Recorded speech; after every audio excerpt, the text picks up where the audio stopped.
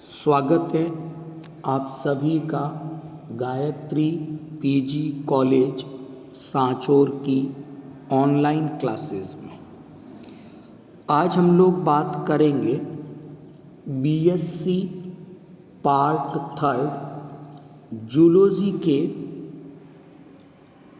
Paper environmental biology के बारे में।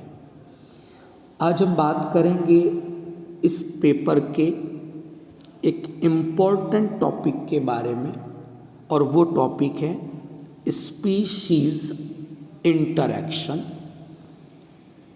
जातीय अंतःक्रिया क्या है। आज के लेक्चर में इसके बारे में हम लोग डिस्कस करेंगे। तो स्टार्ट करते हैं आज के टॉपिक को।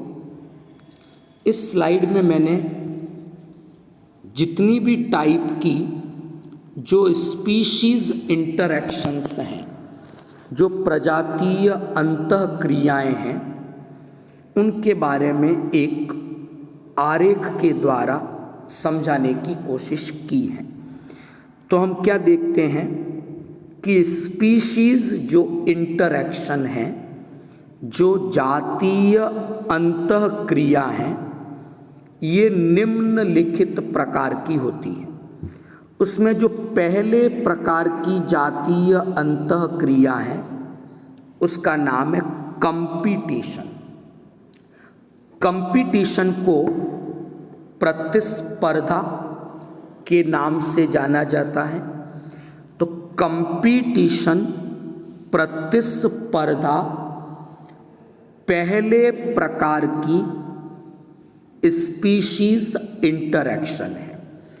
अगर मैं ऐसी बात करूं कि एक कोई ऑर्गेनिज्म ए है और दूसरा कोई ऑर्गेनिज्म बी है, ऑर्गेनिज्म ए और ऑर्गेनिज्म बी, अगर इन दोनों के बीच कोई ऐसी इंटरैक्शन, कोई ऐसी अंतःक्रिया उपस्थित हो कि जिससे ऑर्गेनिज्म ए को भी नुकसान हो और ऑर्गेनिज्म बी को भी नुकसान हो, यानी इस प्रकार की इंटरैक्शन से दोनों ही ऑर्गेनिज्म को नुकसान हो, तो उस इंटरैक्शन को कंपटीशन के नाम से जाना जाता है। तो प्रतिस्पर्धा, कंपटीशन एक ऐसी इंटरैक्शन है जिसमें दोनों ही ऑर्गेनिज्म को नुकसान उठाना पड़ता है। इसलिए हमने इसे ऑर्गेनिज्म ए के नीचे माइनस, ऑर्गेनिज्म बी के नीचे माइनस साइन से रिप्रेजेंट किया है। नंबर 2, जो ये कंपटीशन है जिसकी हम बात कर रहे हैं, ये कंपटीशन फिर 2 प्रकार का है। अभी आगे की स्लाइड में इसके बारे में डिटेल डिस्कस करेंगे। इंटर स्पेसिफिक और इंट्रा स्पेसिफिक, अंतरजातीय और अंतराजातीय, ये 2 प्रकार के कंपटीशंस होते हैं। जो दूसरे प्रकार की स्पीशीज इंटरैक्शन है, उस दूसरे प्रकार की स्पीशीज इंटरैक्शन का नाम है प्रीडेशन। हिंदी में इसे परभक्षिता के नाम से जाना जाता है। तो प्रीडेशन को परभक्षिता इस नाम से जाना जाता है। अगर मैं प्रीडेशन की बात करूं तो यहाँ पर भी हम बात करें कि एक ऑर्गेनिज्म ए है, एक ऑर्गेनिज्म बी है, और परभक्षिता जो अंतःक्रिया है, ये जो इंटरैक्शन है, उसमें किसी एक स्पीशीज को तो इस इंटरैक्शन से प्रॉफिट हो रहा है, लेकिन जो दूसरी स्पीशीज हैं उसको इस इंटरैक्शन से नुकसान हो रहा है।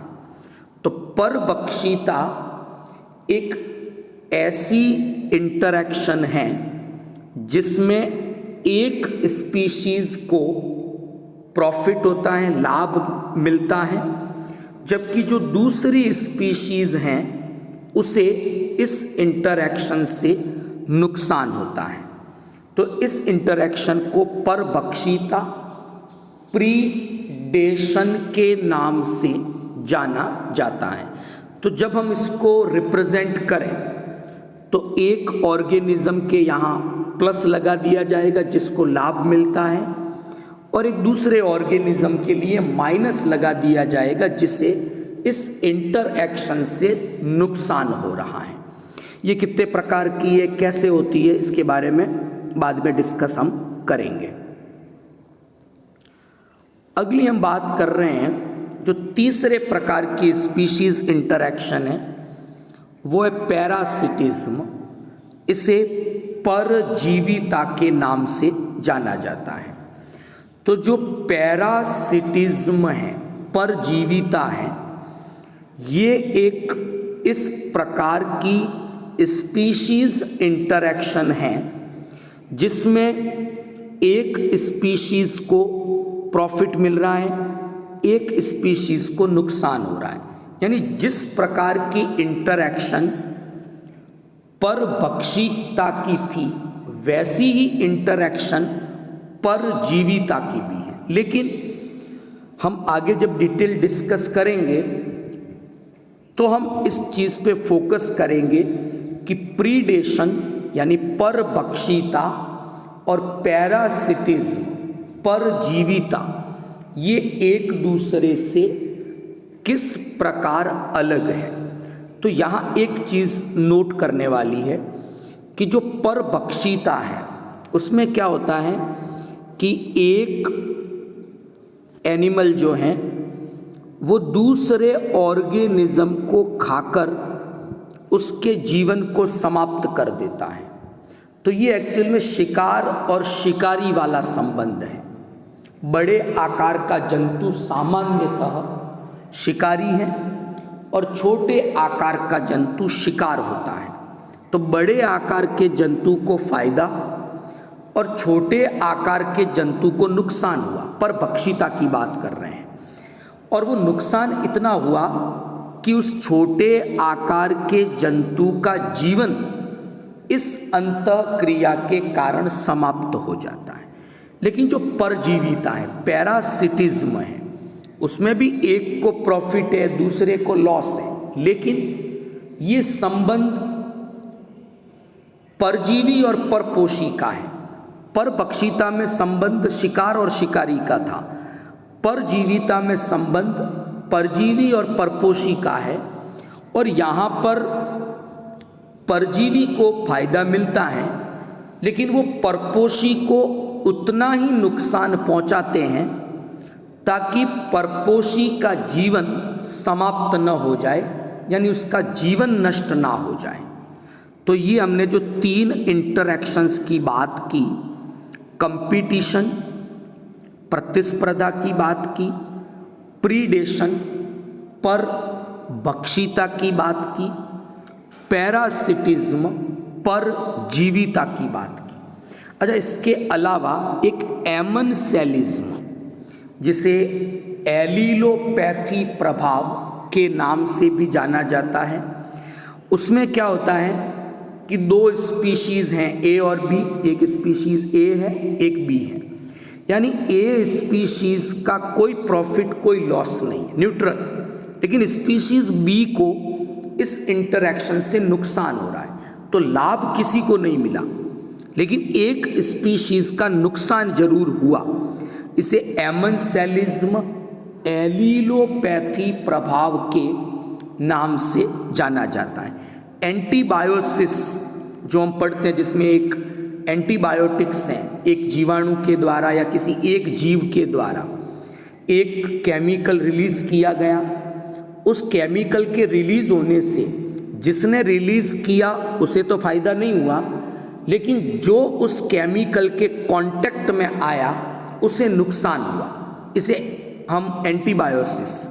तो एमनसेलिज्म में एक को नुकसान है लेकिन दूसरे को कोई फायदा कोई नुकसान नहीं हुआ है। अब यहाँ पर जो हमने 4 बातें अभी तक डिस्कस की, पहला हमने डिस्कस किया कंपटीशन के बारे में, नंबर 1। दूसरा हमने बात किया प्रीडेशन के बारे में, परभक्षिता। नंबर 3 हमने बात की परजीविता, और चौथी बात की हमने एमेंसेलिज्म, एलीलोपैथी की। इन चारों को अगर हम देखते हैं तो क्या देखते हैं कि मिनिमम एक स्पीशीज को नुकसान जरूर हुआ है, दूसरी को प्रॉफिट हो सकता है, दूसरी को नुकसान हो सकता है, दूसरी न्यूट्रल रह सकती है, नो प्रॉफिट नो लॉस। लेकिन मिनिमम इस इंटरैक्शन में एक स्पीशीज को नुकसान जरूर होता है। ये सभी इंटरैक्शन, नेगेटिव इंटरैक्शन, ऋणात्मक अनुक्रियाएं कहलाती हैं।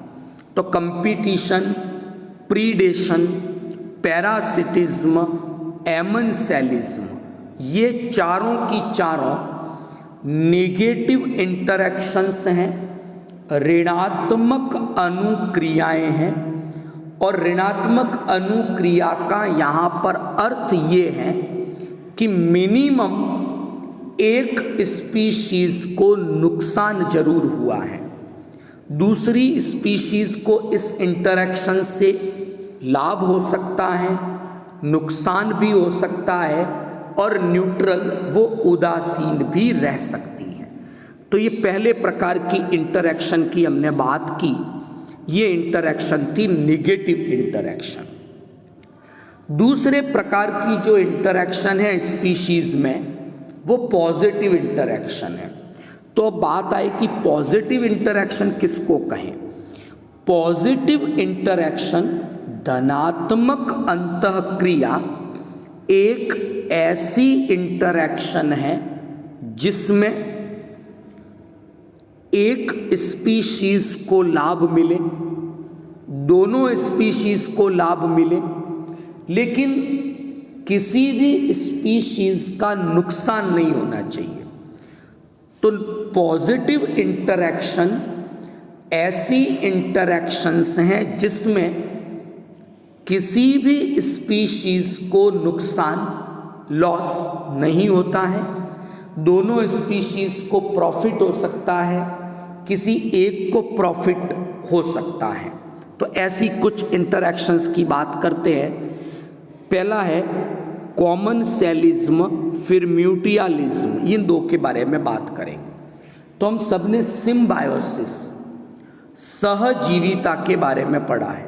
सिम्बायोसिस का मतलब है दो स्पीशीज साथ साथ रहती है, और वो साथ साथ इसलिए रहती है कि स्पीशीज ए को बी से लाभ मिलता है और स्पीशीज बी को ए से लाभ मिलता है।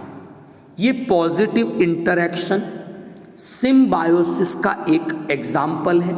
ये सिम्बायोसिस अविकल्पी अथवा विकल्पी दो प्रकार का हो सकता है। आगे की स्लाइड में इनके बारे में हम डिटेल डिस्कस करेंगे। तो अभी हमने बात की पॉजिटिव इंटरैक्शंस की, नेगेटिव इंटरैक्शंस की, और इस स्लाइड की हेल्प से हमने विभिन्न प्रकार के पॉजिटिव इंटरैक्शंस, विभिन्न प्रकार के नेगेटिव इंटरैक्शंस को समझने की कोशिश की। जहाँ भी कोई प्रॉफिट है इंटरैक्शन से, उसके लिए पॉजिटिव प्लस के साइन का उपयोग किया जाता है, और जहाँ भी इंटरैक्शन से ऑर्गेनिज्म को नुकसान होगा उसके लिए माइनस का साइन यूज में लिया जाता है। और कहीं अगर जीरो उपयोग में लेते हैं, it means no profit no loss, ये न्यूट्रल इंटरैक्शन है। उसमें उस स्पीशीज को, उस ऑर्गेनिज्म को उस इंटरैक्शन से ना तो लॉस हुआ है ना ही प्रॉफिट हुआ है। तो पहले प्रकार के नेगेटिव इंटरैक्शन से शुरुआत करेंगे आज के लेक्चर की, वो है कंपटीशन। हिंदी में कंपटीशन को हम प्रतिस्पर्धा के नाम से जानते हैं। यानी स्पीशीज ए को और स्पीशीज बी को, दोनों को इस इंटरएक्शन से नुकसान हो रहा है। ए के लिए भी माइनस, बी के लिए भी माइनस। यानी कंपटीशन एक प्रकार की नेगेटिव इंटरैक्शन है और इस नेगेटिव इंटरैक्शन से species A and species B, इन दोनों ही स्पीशीज को या दोनों ही ऑर्गेनिज्म को नुकसान पहुंचता है। इसलिए हमने ए के नीचे भी माइनस साइन का उपयोग किया है और बी के लिए भी माइनस साइन का उपयोग किया है।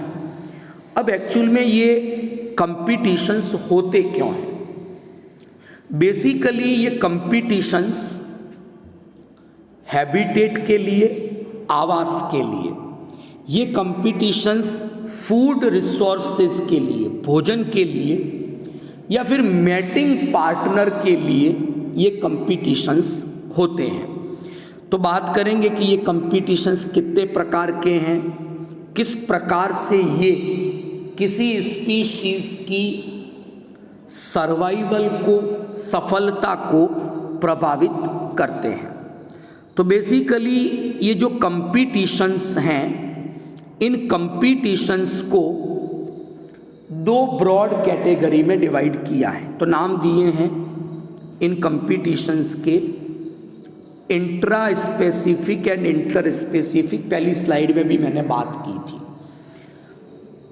अगर कंपटीशन सेम स्पीशीज के मेंबर्स के बीच में हो, यानी एक ही प्रजाति के दो स्पीशीज हैं, एक ही प्रजाति के दो मेंबर हैं और उन दो मेंबर्स के बीच अगर कोई कंपटीशन हो रहा है, अगर कोई प्रतिस्पर्धा हो रही है, तो इसे इंट्रा स्पेसिफिक कंपटीशन के नाम से जाना जाता है। अब जनरली जो इंट्रा स्पेसिफिक कंपटीशन है, जो एक ही स्पीशीज के मेंबर्स के बीच में हो रहा है, तो बेसिकली जब वो एक ही स्पीशीज के मेंबर हैं तो वो जिस रिसोर्स पर डिपेंड है, जिस संसाधन पर निर्भर करते हैं, जो भोजन वो लेते हैं वो सेम होगा दोनों का। तो ये इंट्रा स्पेसिफिक कंपटीशन एक तो भोजन के लिए, फूड सोर्स के लिए होगा। नंबर 2, ये स्पेस के लिए, आवास के लिए हो सकता है। और तीसरा, मेटिंग पार्टनर के लिए, प्रजनन के लिए ये कंपटीशन होगा। अगर यही कंपटीशंस दो अलग अलग स्पीशीज के मेंबर्स के बीच में हो रहे हैं, कि अलग अलग प्रजातियों के सदस्य हैं और उनके बीच में अगर कंपटीशन हो रहा है, तो उसे हम नाम देते हैं इंटर स्पेसिफिक कंपटीशन। तो ऐसी कंडीशन में हो सकता है दोनों के फूड सोर्सेस सेम हो तो कंपटीशन हुआ, हो सकता है दोनों का हैबिटेट सेम हो तो भी कंपटीशन हो सकता है। बट मोस्टली दो अलग अलग स्पीशीज के अगर मेंबर हैं तो उनके मेटिंग पार्टनर सेम नहीं होंगे। तो जनरली रिप्रोडक्शन के लिए, मेटिंग के लिए इंटर स्पेसिफिक कंपटीशंस नहीं होते हैं।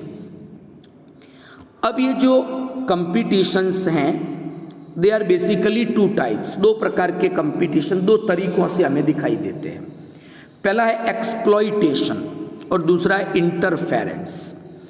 क्या होता है एक्सप्लॉइटेशन में कि 2 स्पीशीज हैं या 2 मेंबर हैं एक ही स्पीशीज के, दोनों के रिसोर्सेज सेम हैं। तो मान लो किसी फॉरेस्ट की बात करें कि एक मेंबर उस फॉरेस्ट के किसी पर्टिकुलर एरिया में रहता है और वहाँ पर जो ग्रासेस लगी हुई है उसको भोजन के रूप में यूज़ में लेता है।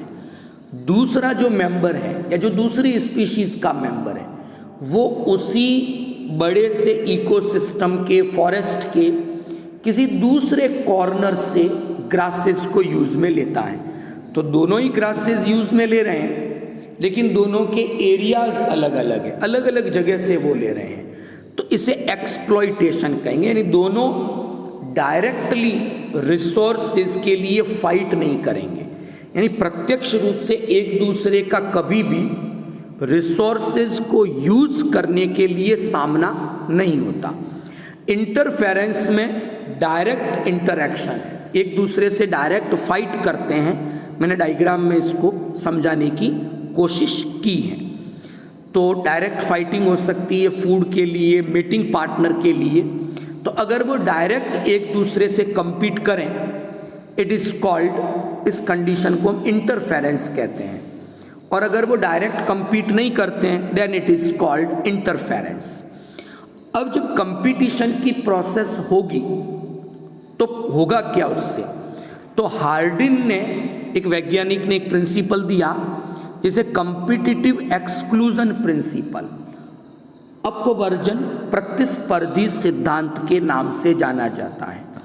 और ये सिद्धांत क्या कहता है कि दो स्पीशीज कॉमन एरिया में हैं और अगर इनके रिसोर्सेज सेम हैं, दोनों समान संसाधनों का उपयोग कर रहे हैं, तो एक स्पीशीज दूसरी स्पीशीज को वहाँ से एलिमिनेट कर देती है, हटा देती है और कंपटीशन को ख़त्म कर देगी।